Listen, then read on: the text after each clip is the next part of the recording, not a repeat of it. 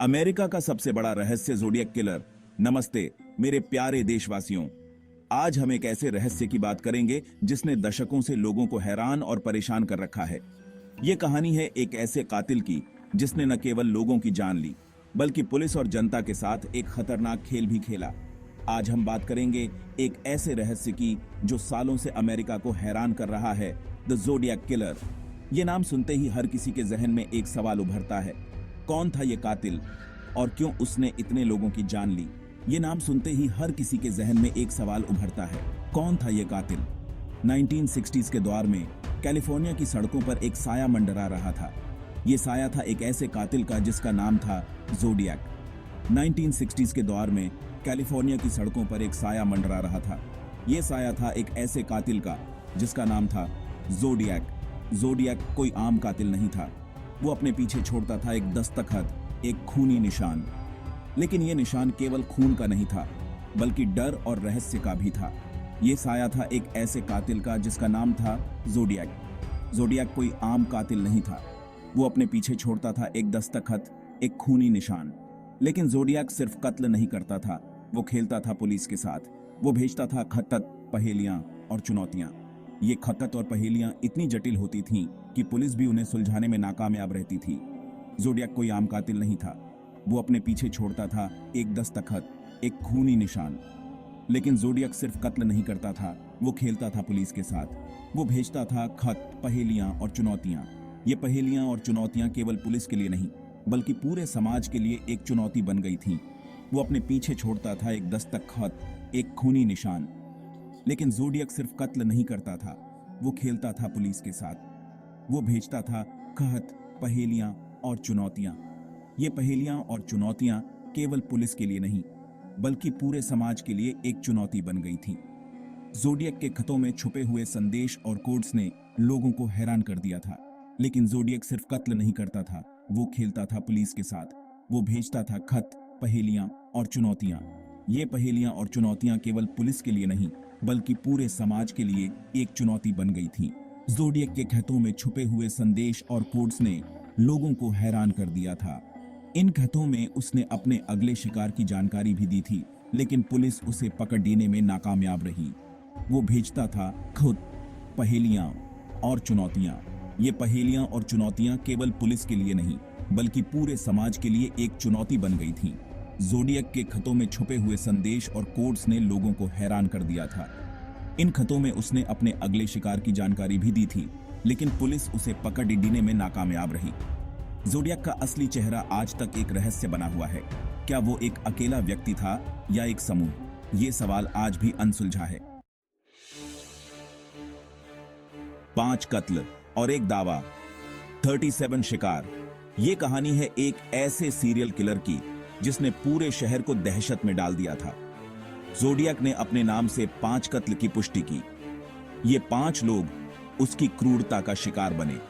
हर एक कत्ल ने पुलिस और जनता को हिलाकर रख दिया।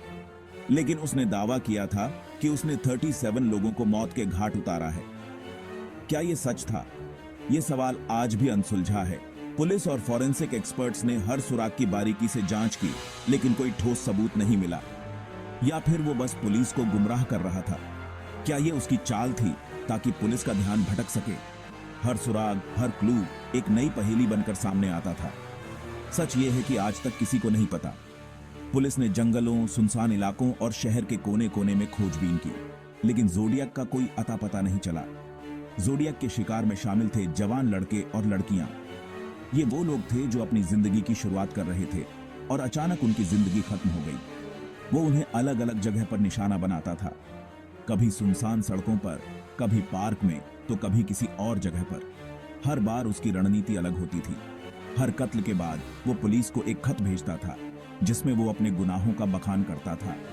ये खत पुलिस के लिए एक चुनौती बन जाते थे। हर खत में एक नया कोड, एक नई पहेली होती थी जिसे सुलझाना आसान नहीं था। ज़ोडिएक का ये खेल पुलिस के लिए एक बुरा सपना बन गया था। क्या पुलिस कभी इस रहस्य को सुलझा पाएगी? क्या ज़ोडिएक का असली चेहरा कभी सामने आएगा? ये सवाल आज भी अनुत्तरित हैं। पहला हमला दिसंबर 1968, डर की शुरुआत। इस रात ने पूरे इलाके में खौफ फैला दिया। दिसंबर 1968 कैलिफोर्निया के लेक हर्मन रोड पर दो जवान लोग डेविड फैराडे और बेटी लू जेनसन अपनी कार में बैठे थे। ये एक सुनसान और अंधेरी जगह थी जहां शायद ही कोई आता जाता था। अचानक एक कार उनके पास आकर रुकी। इस कार का आना बहुत ही संदिग्ध था, क्योंकि इस समय और इस जगह पर कोई भी अनजान गाड़ी का आना असामान्य था। उसमें से एक आदमी निकला और बिना किसी बात के गोलियां चलानी शुरू कर दी। गोलियों की आवाज ने रात की खामोशी को चीर दिया। डेविड और बेटी की मौत वहीं पर हो गई। पुलिस और फॉरेंसिक टीम ने मौके पर पहुंचकर जांच शुरू की, लेकिन कोई ठोस सुराग नहीं मिला। यह था जोडियक का पहला हमला। इस हमले ने पूरे शहर को हिलाकर रख दिया और लोगों के दिलों में डर बैठा दिया। इसके बाद वो और भी कई कत्ल करेगा, हर बार पुलिस को चुनौती देता हुआ। हर बार वो एक नया तरीका अपनाता, जिससे पुलिस के लिए उसे पकड़ना और भी मुश्किल हो जाता। जोडियक का मकसद सिर्फ कत्ल करना नहीं था, बल्कि पुलिस और जनता के बीच खौफ फैलाना भी था।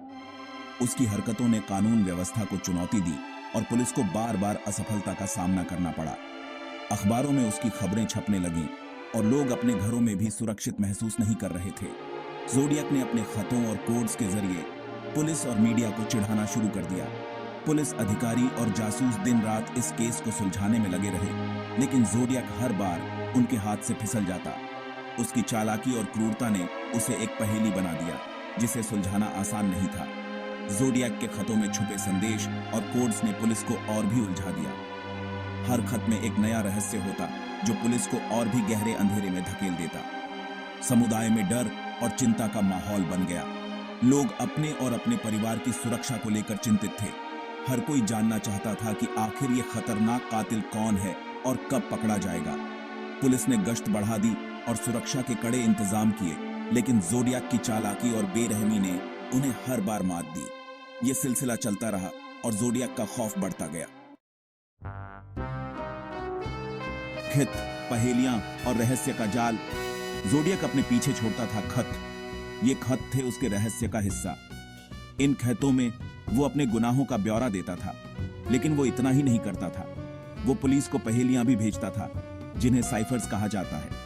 इन साइफर्स में छिपा था उसकी असली पहचान का राज।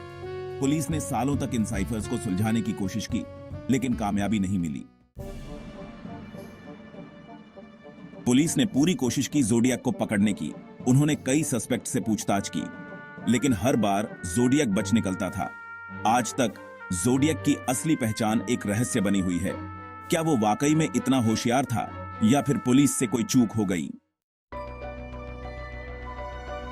आज टेक्नोलॉजी बहुत आगे बढ़ चुकी है। पुलिस के पास हैं डीएनए टेस्टिंग जैसे हथियार। क्या ये नए हथियार जोडियक के राज से पर्दा उठा पाएंगे? क्या हम कभी जान पाएंगे कि वो कौन था? ये तो वक्त ही बताएगा। कुछ लोगों का मानना है जोडियक एक आम इंसान था, जो अपनी जिंदगी से ऊब चुका था। कुछ का कहना है वो कोई सीरियल किलर था, जो एमजे के लिए कत्ल करता था। लेकिन सच क्या है? क्या जोडियक अभी भी जिंदा है? क्या वो फिर कभी वार करेगा? ये सवाल आज भी लोगों को डराते हैं। जोडियक किलर का किस्सा सिर्फ एक कहानी नहीं है, यह बन चुका है एक कल्चरल फिनोमिनन। इस पर कई फिल्में बनी हैं, किताबें लिखी गई हैं। लोग आज भी इस रहस्य को सुलझाने की कोशिश कर रहे हैं। जोडियक का साया आज भी हमारे ऊपर मंडरा रहा है। जोडियक किलर का केस आज भी अनसॉल्व्ड है। पुलिस के पास कोई ठोस सबूत नहीं है। कोई नहीं जानता कि जोडियक कौन था और वो कहां गया। क्या हम कभी इस राज से पर्दा उठा पाएंगे? जोडियक किलर का मामला एक चुनौती है। यह दिखाता है कि कैसे एक इंसान सिस्टम को चकमा दे सकता है। लेकिन उम्मीद की किरण अभी बाकी है। हो सकता है कि एक दिन हम इस रहस्य को सुलझा लें।